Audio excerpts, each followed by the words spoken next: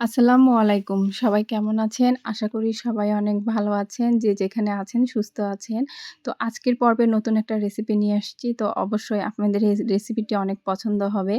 তো আমি এই রেসিপিটা অনেক সুন্দর করে বানিয়েছি। তো আমি একটা ম্যাগি নুডলসের একটা অনেক সুন্দর মজাদার রেসিপি নিয়ে এসেছি। তো আপনাদের অবশ্যই ভালো লাগবে আমি আশা করছি। আর ভালো লাগলে অবশ্যই চ্যানেলটি সাবস্ক্রাইব করবেন।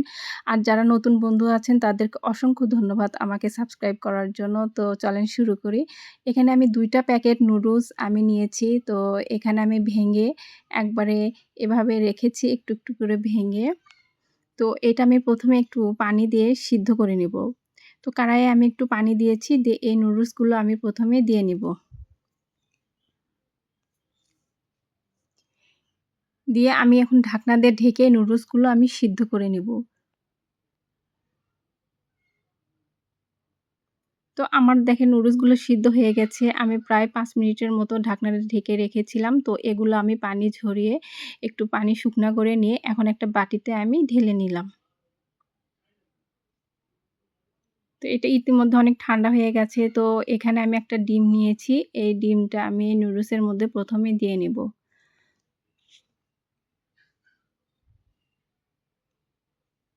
তো আমি একটা খুব মজার নাস্তা রেডি করছি। তো আশা করি আপনাদের অনেক বেশি ভালো লাগবে।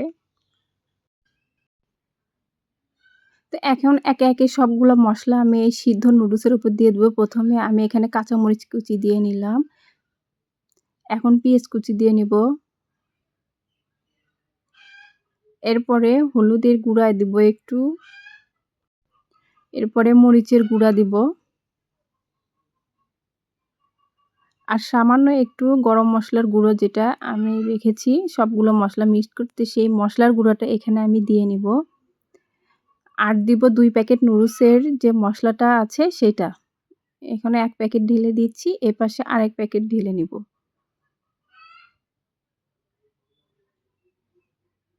তো এই সব উপকরণগুলো একসাথে আমি এই ডিমের সাথে নুডলসের সাথে ভালোভাবে আমি এখন মিশিয়ে নিব।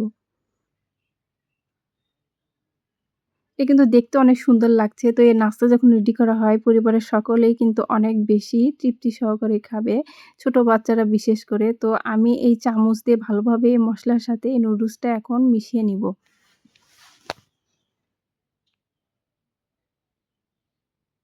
তো ১ম এ এরকম চামচের সাহায্যেই করে নিতে হবে মিশিয়ে। তারপরে আমি হাত দিয়ে একটু ব্যবহার করব, হাতের ব্যবহার। তো ১ম এ এভাবে চামচের সাথে আপনারা সবগুলো নুডলসের মসলা অনেক সুন্দর করে এগুলো মিশিয়ে নিবেন।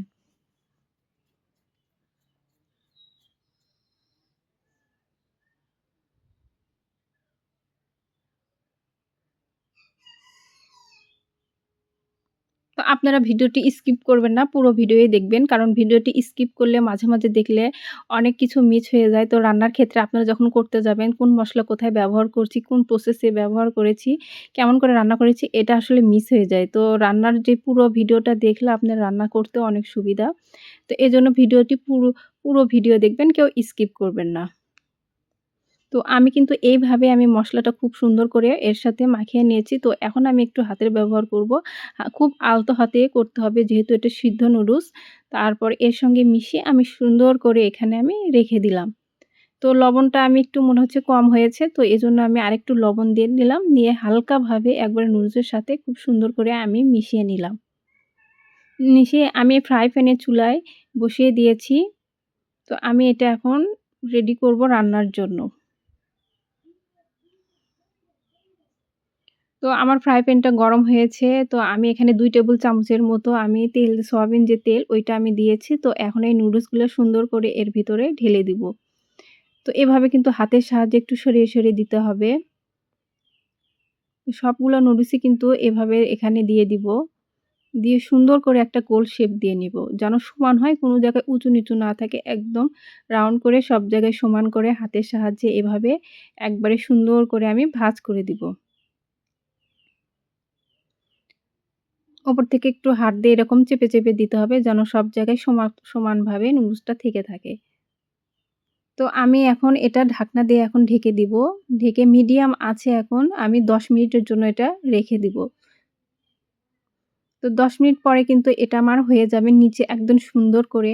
তো আমি এখন ঢাকনাটা খুলে দিচ্ছি। আমার নিচে হয়ে গেছে। তো আমি চুলাটা এখন অফ করে দিয়ে একটা প্লেট দিয়েছি। এটা আমি এখন উল্টিয়ে নিব। তো আমি এরকম একপাশে এভাবে উল্টিয়ে নিয়েছি। এখন নিচের পাশে রান্না করতে হবে। তো আবারও একটু ফ্রাই প্যানে আমি সামান্য পরিমাণে একটু তেল দিয়ে নিলাম।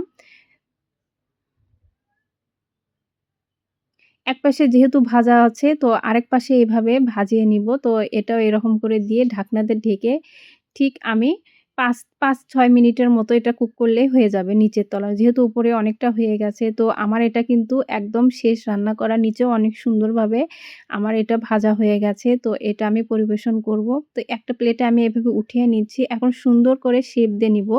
তো আমি এটা পিজ্জার শেপে কেটেছি। তো আপনাদের যেই রকম ইচ্ছা এরকম করেই কাটতে পারবেন। তো বাচ্চারা এরকম করে কাটলে অনেক বেশি পছন্দ করে। তো এই নাস্তাটা কিন্তু খুবই মজা। আপনার সকালের নাস্তায় কিংবা বিকালের নাস্তায় আপনি দিতে পারেন। বিশেষ করে বাচ্চারা কিন্তু অনেক বেশি পছন্দ করে। তে শেপটা কিন্তু অনেক সুন্দর হয়েছে। তো সবাইকে অনেক ধন্যবাদ আমার ভিডিও এতক্ষণ দেখা